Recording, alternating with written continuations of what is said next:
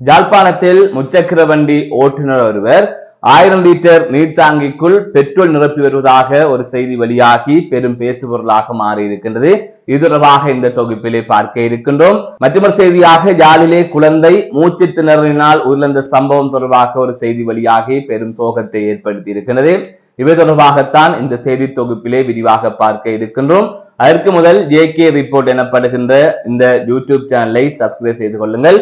தொடர்ந்து அருகில் இருக்கின்ற பெல் பட்டனை கிளிக் செய்வதன் ஊடாக நான் போடுகின்ற ஒவ்வொரு காணொளிகளையும் நீங்கள் உடனுக்குடன் பார்க்கக்கூடிய வகையிலே இருக்கும்.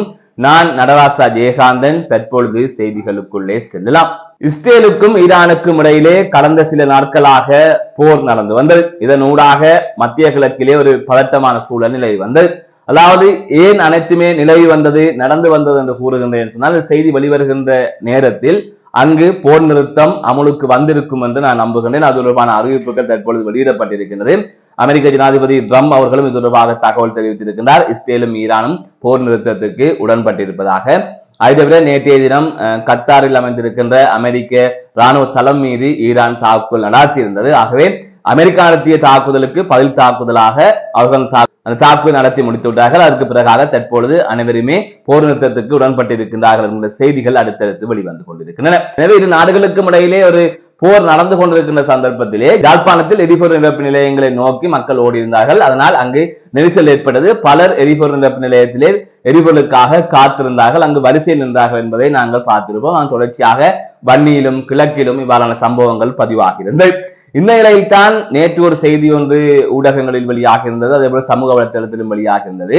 யாழ்ப்பாணம் திருநெல்வேலி பகுதியில் இருக்கின்ற நபர் ஒருவர், அவர் ஒரு முச்சக்கர வண்டி ஓட்டுநர் என்று கூறப்படுகின்றது.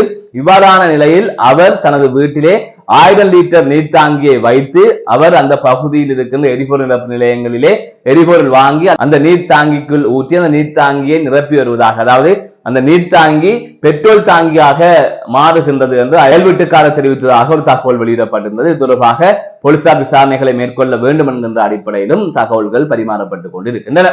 இவ்வாறு ஒரு சம்பவம் அங்கு நடந்ததாக தெரிவிக்கப்பட்டிருக்கின்றது. ஆகவேதான் அங்கு தற்பொழுது போர் நிறுத்தம் வந்திருக்கலாம். செய்தி வெளிவருகின்ற போது முன்பே சொன்னது போல போர் நிறுத்தம் வந்திருக்கலாம். ஆனால் இங்கு எரிபொருளுக்காக இவர்கள் வடக்கு கிழக்கு பகுதியிலே குவிந்திருக்கின்றார்கள். ஆனால் தென்னிலங்கை பகுதியில் எல்லாம் அந்த மாதிரியான ஒரு சூழ்நிலையே இல்லை. அதாவது நீங்கள் வவுனியாவிலிருந்து கடந்து மதவாச்சிக்கு சென்றீர்கள், ஆனால் வவுனியா மாவட்டம் முடிகின்றதற்கு பின்பாக இவ்வாறான ஒரு செயற்பாடு அந்த மக்களால் மேற்கொள்ளப்படவில்லை. அங்கு எந்த ஒரு வரிசையும் இல்லை. அதேவேளை அரசாங்கம் ஏற்கனவே அறிவித்து விட்டது, 2 மாதங்களுக்கும் அதிகமாக வழங்கக்கூடிய எரிபொருட்கள் இங்கு கைவசம் இருக்கின்றது. அதை தவிர ஏற்கனவே ஓர்டர் செய்யப்பட்ட எரிபொருளும் வருகின்றது என்கின்ற அடிப்படையில் அவர்கள் கருத்துக்களை தெரிவித்திருந்தார்கள். ஆகையால் இவ்வாறு இருக்கின்ற சூழ்நிலையிலும் அங்கு ஒரு வரிசை யுகத்தை காணக்கூடிய வகையிலே இருந்தது. அதுவரை பலர் இவ்வாறு உளவு இயந்திரங்களை கொண்டு வந்து விரல்களை பயன்படுத்தி நீர்த்தாங்கிகளை பயன்படுத்தி எரிபொருள்களை நிரப்பிக் கொண்டிருந்தார்கள். முக்கியமாக பெட்ரோலை நிரப்பிக் கொண்டு சென்றார்கள். இது தொடர்பாக அவர்களே தங்களது சமூக வலைத்தளங்களூடாக அதனை வீடியோவாகவும் வெளியிட்டிருந்தார்கள். அது தொடர்பான காட்சிகளை நீங்கள் பார்க்கலாம். அதனை பார்த்துவிட்டு அடுத்த செய்திக்கு செல்லலாம். மற்றொரு செய்தியாக யாழ்ப்பாணத்தைச் சேர்ந்த 8 மாத குழந்தை மூச்சு திணறலால் உயிரிழந்த சம்பவம் பெரும் சோகத்தை ஏற்படுத்தி இருக்கின்றது. யாழ்ப்பாணம் சாவச்சேரி மீசாலை கிழக்கு பகுதியைச் சேர்ந்த கிசாரா எனப்படுகின்ற 8 வயது குழந்தையே இவ்வாறு யாழ் போதனா வைத்தியசாலையில் உயிரிழந்திருப்பதாக கூறப்படுகின்றது. அதாவது குறித்த சாவச்சேரி பகுதியைச் சேர்ந்த அந்த குழந்தை உட்பட்ட குடும்பத்தினர், அதாவது அந்த குழந்தை பெற்றோர் ஆகியோர் பூநகரி பகுதிக்கு சென்றிருக்கிறார்கள். அப்போது அந்த குழந்தை மூச்செடுப்பதற்கு சிரமப்பட்டிருக்கின்றது. அதாவது ஏற்கனவே அந்த குழந்தைக்கு ஆஸ்துமா இருப்பதாகவும் தெரிவிக்கப்பட்டிருக்கிறது.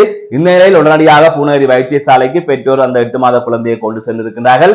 தொடர்ச்சியாக அங்கிருந்து அந்த குழந்தையை கிளிநொச்சி மாவட்ட பொது வைத்தியசாலைக்கு அனுப்பி வைத்திருந்திருக்கின்றார்கள். அங்கிருந்து மேலதிக சிகிச்சைகளுக்காக யாழ் போதனா வைத்தியசாலைக்கு குழந்தையை அனுப்பியிருக்கிறார்கள்.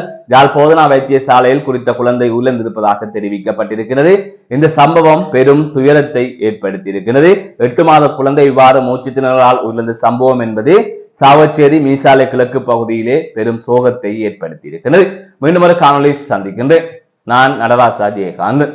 யாழ்ப்பாணம் செம்மணி பகுதியிலே நடைபெறுகின்ற அணையா விளக்கு என்ற தலைப்பிலான ஒரு மக்கள் போராட்டம் சிவில் அமைப்பினால் ஏற்பாடு செய்யப்பட்டிருக்கின்றது. 23, 24, 25ஆம் தேதியில் அழைக்கப்பட்ட இந்த போராட்டம் குறிப்பாக செம்மணி என்பது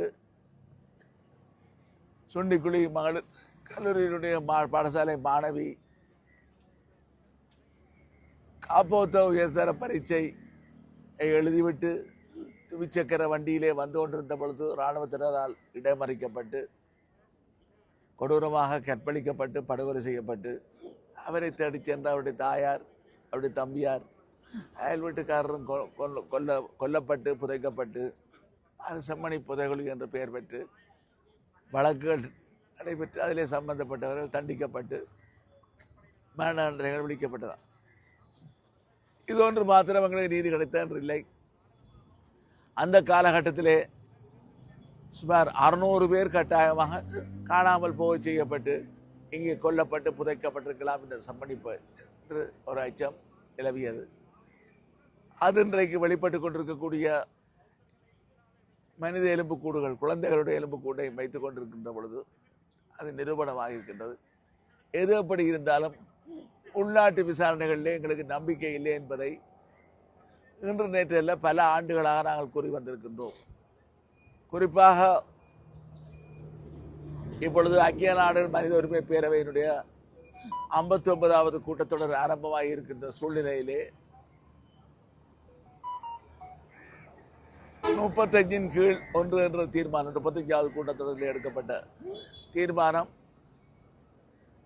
அக்டோபர் மாதம் 35 கீழ் 30 மன்னிக்கணும், அக்டோபர் மாதம் 1ஆம் தேதி செப்டம்பர் கூட்டத்தொடர் அன்றைக்கு தான் அந்த 30 கீழ் 1 தீர்மானம் முன்மொழியப்பட்டது.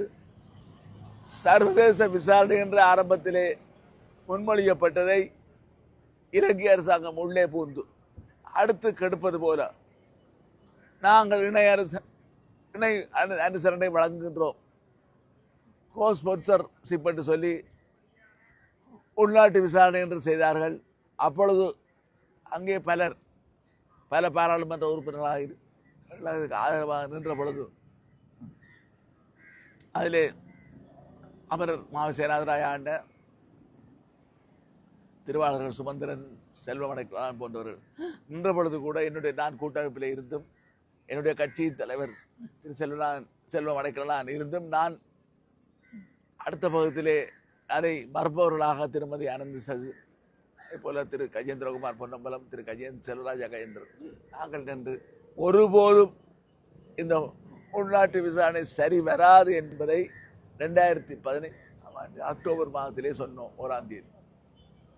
இன்றைக்கு 25 வந்துவிட்டது. இந்த ஏமாத்துக்கள் தொடரும். எங்களுடைய இனப்படுகொலை என்பது ஒரு அரசாங்கத்தை குற்றச்சாட்ட முடியாது. குற்றவியல் நீதிமன்றத்திலே ICCயிலே தனிப்பட்ட நபர்களைத்தான் சாட்ட முடியும். அதுக்கு அவர்கள் செல்கின்ற பொழுது வீட்டோ பவரை அவர்கள் பாவிக்க முடியும், வீட்டோ அதிகாரத்தை. எல்லாத்தையும் கடக்க வேண்டும். இல்லாவிட்டால் இங்கே பல நாடுகளிலே சில உதாரணங்கள் இருக்கின்றன.